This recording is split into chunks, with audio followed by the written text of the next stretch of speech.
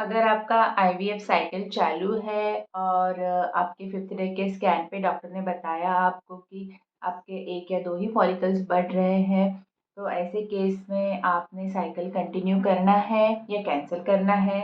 और ये poor ovarian response आपके साथ ही क्यों हो गया, इसके बाद आपके लिए क्या ऑप्शंस रहेंगे, आपको सक्सेस मिलेगा या नहीं।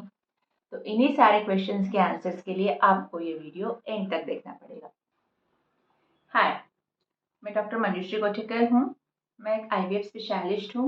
मेरा क्लिनिक मुंबई में है और मेरा पैशन ये है कि मेरे पेशेंट्स को अवेयर करना, उनको एजुकेट करना, उनके दिमाग में जो भी छोटे-छोटे क्वेश्चंस रहेंगे, भले ही किसी और को पूछेंगे तो उनको क्वेश्चन सिली क्वेश्चंस बोला जाएगा, लेकिन वो सारे क्वेश्चंस को आंसर करना, क्योंकि मैं चाहती हूँ कि मेरे पेशेंट्स को ट्रीटमेंट के पहले ट्रीटमेंट क्या है, ट्रीटमेंट क्यों करना है, उसमें क्या होगा, इसके बारे में सारा नॉलेज हो। और इसीलिए मैं ये यूट्यूब चैनल चलाती हूँ। यहाँ पे आपको आपके सारे क्वेश्चंस के आंसर्स मिल जाएंगे, लेकिन ऑब्वियसली उसके लिए आपको मेरा चैनल लाइक करना पड़ेगा। तो हमारे आज के वीडियो का टॉपिक है पुअर ओवेरियन रिस्पॉन्स। तो आपको तो पता है आईवीएफ साइकिल जब चालू हो जाता है तब आपको इंजेक्शन चालू होते हैं पीरियड के फर्स्ट या सेकंड डे से, जो कि 10 दिन के लिए चलते हैं। और बीच में 2-3 बार आपका फॉलिकुलर स्टडी करके देखा जाता है कि कितने फॉलिकल्स बढ़ रहे हैं। तो यूजुअली फर्स्ट या सेकंड डे के बाद वाला जो स्कैन है वो 5th डे को होता है या 6th डे को होता है। और उस टाइम पे अगर आपके 1 या 2 या 3 ही फॉलिकल्स बढ़ रहे हैं तो आपको डॉक्टर बता रहे हैं कि आपका ओवेरियन रिस्पॉन्स थोड़ा-सा पुअर है। मतलब जब डेफिनेशन वाइज़ अगर हम देखेंगे तो अगर किसी से 4 से कम फॉलिकल्स बढ़ रहे हैं तो हम उसे पुअर ओवेरियन रिस्पॉन्स ऐसे बोलते हैं। तो ऐसे केस में ये आपके साथ क्यों हुआ, ये एक सवाल है, एंड आगे आपके लिए क्या ऑप्शंस है वो एक सवाल है। तो किसी-किसी पेशेंट्स का एग रिजर्व ही कम होता है, मतलब एएमएच कम होता है, एज ज़्यादा होता है। टू स्टार्ट विथ उनके फॉलिकल्स कम होते हैं, जो डे 1 या डे 2 वाले स्कैन पे ही आपको बताया जाता है कि आपके 1 या 2 ही फॉलिकल्स हैं। तो नेचुरली जब हम इंजेक्शंस देंगे तो हम उन्हीं फॉलिकल्स को बढ़ा पाएँगे। हार्मोन के इंजेक्शन से फॉलिकल के नंबर में हम नहीं बढ़ा सकते, हम उनका सिर्फ साइज़ बढ़ा सकते हैं।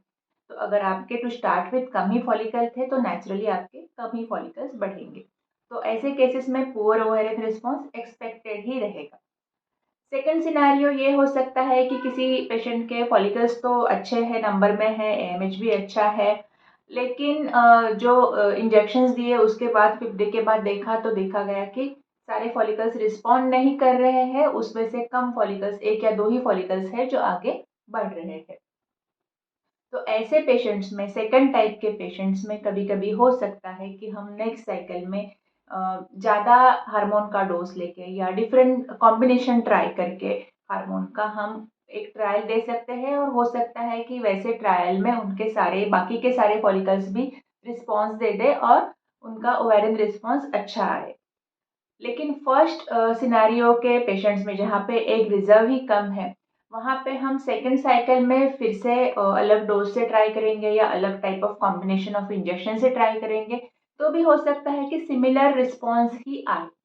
मतलब अभी जैसे 1 या 2 फॉलिकल बढ़ रहे हैं, नेक्स्ट टाइम भी वैसे ही बढ़ सकेंगे।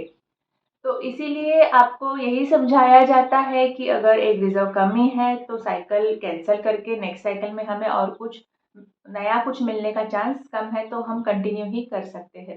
लेकिन सेकंड टाइप ऑफ पेशेंट्स में हो सकता है कि साइकिल कैंसल करें और नेक्स्ट टाइम अलग इंजेक्शन से ट्राई करें।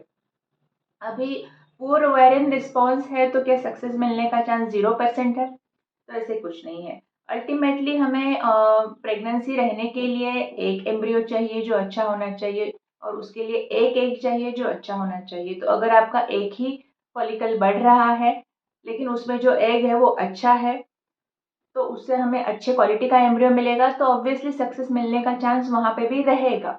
हालाँकि ये चांस अगर आपके ऑप्टिमम जैसे 8 से 10 नंबर ऑफ फॉलिकल्स बढ़ रहे थे, तो आपको जो चांस रहता था उस चांस से ये वाला चांस जो जहाँ पे 1 या 2 ही फॉलिकल बढ़ रहे हैं वो थोड़ा कम रहेगा। तो ये हो गया पुअर ओवेरियन रिस्पॉन्स के बारे में। आई होप कि मैंने आपके सारे डाउट सॉल्व कर दिए इस वीडियो में।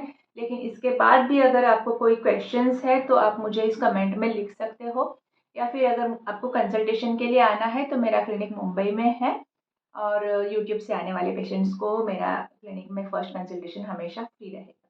Thank you.